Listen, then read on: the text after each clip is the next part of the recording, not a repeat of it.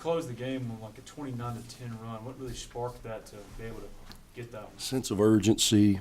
I thought guys understanding and grasping the moment. We deserved to be down whatever we were, 15, I guess, with 10 to play. We deserved to be down 15. I thought Frank's done a tremendous job. I know he's my friend, and it's easy for me to say that. But we played that team 2 weeks ago, and they've really improved. He's getting better. And I thought they came and they took the fight to us early. It seemed like they were getting to more balls. It seemed like they were quicker.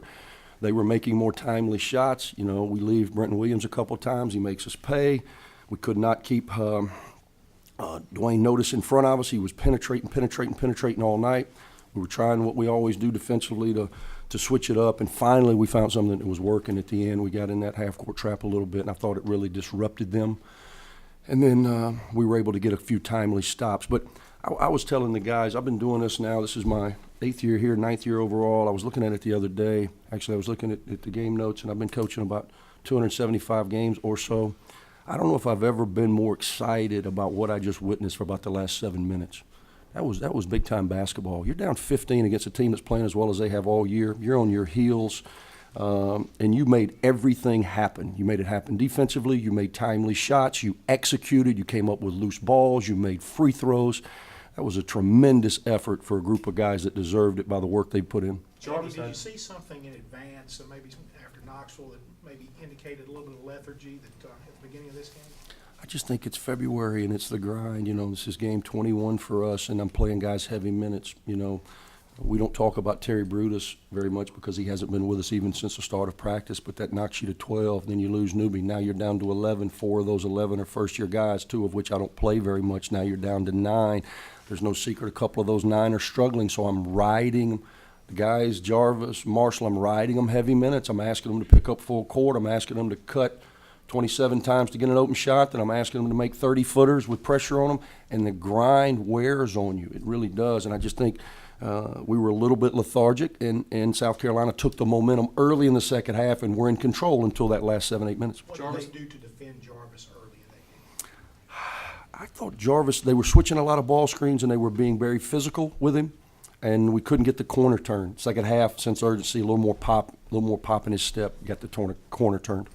You mentioned being excited about what you just saw in the last 7 minutes. Did you see that coming in the 3 or 4 minutes before that? You know what? All I can do is challenge them, and it's all I can do not to lose my mind. And I have to, again, those 275 games have taught me to stay in the moment and coach the next possession, but I want to lose my mind. Because I don't understand why we can't bring that same sense of urgency, but I also realize it's unrealistic. I was just proud that they found the wherewithal to finish that game the way they did. Jarvis had 5 midway through the second half, and then just it seemed like he flipped the switch, hit the big shot to go up with the big 3 to go up 67-66. What was the change there?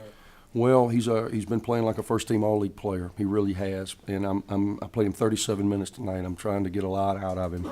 I've got to manage him better, quite frankly, so that he has the energy that I need him to have down the stretch. He's a very good player who works extremely hard. He's been doing this for us from game 1. He's been our most consistent guy, and it couldn't happen to a better kid. How much does it become this team's identity that when you do get down 15, they respond the way they did tonight and not go the other way? Well, you know, we've been in that situation. I looked at it after Wednesday night in Knoxville, we ended up getting beat 16. It's only the 3rd time in 2 years we've been beaten double figures where we really got beat. You know, Kentucky, I think, beat us double figures here, but it was a close game, and then we fouled at the end. You know, we got beat at Missouri bad last year. We got beat at Florida when they were really rolling, where we never really had a chance, and then at Tennessee. Even though we got it to 5, they spurt right back on us. You saw it. Other than that, we've always found a way to kind of grind back in the game. Then it comes down to the things I talk about daily, making a play. And tonight, when you're down 15, you got to make plays on both ends, and that's what we did. We got stops, came up with some loose balls, and then we're able to be very efficient offensively down the stretch. Andy, do you think Jarvis has kind of become the epitome of a really good college point guard? There's no question, no question.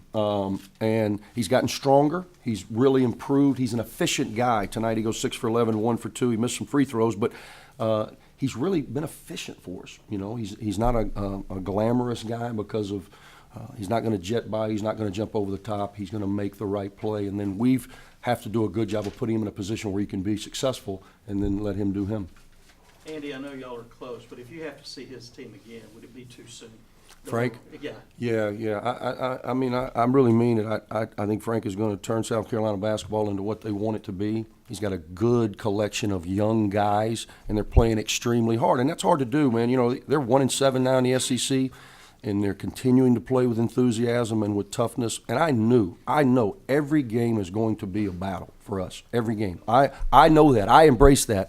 I challenge our guys every day to embrace hard. You have to embrace hard. It's easier said than done. What did you think of Snoop's play tonight? I thought he was outstanding in the second half. Snoop's a big X factor. Y'all ask about him a lot. I ask about him a lot. I started Anthony today to try to maybe flip Snoop's mojo a little bit, you know, to get his mind a little different place because we need more. He can give us more. And tonight down the stretch, I thought he was huge. Aaron had a huge play late. Yep. How much of Made a that- layup. He made a layup. Did y'all get that on tape? I want to show him that. Yeah, he made a layup. How much of that is him embracing his role? How much of that is him finally getting completely healthy? It's been about a calendar year since he went down. It hadn't been a calendar year since he had the surgery because that took a little while longer while he was getting ready for it. But I tell him at the last time out, dude, stop looking around for Murph and Reg. They're gone. You're the guy. Go make a play. I need you to make a play. I need you to get a ball. We can't ask Sebas to do it or Colby to do it. They've never been in this circumstance before. You've had limited experience. However, that's all we got, bro. So you got to go make a play. And I was happy for him because he worked for us, kept balls alive, and for him to be able to finish that down the stretch was huge. 23 points off 18 turnovers. Do you just attribute that to y'all's zone and just being in that moment? You talk about y'all just have to start making some stuff happen. One of the things that's been their Achilles heel, but it's a characteristic of playing young players in the backcourt, especially, is they're a little bit turnover prone. They were attacking us. We finally got them frustrated a little bit in that press, and then from there, I thought they never really regained any rhythm.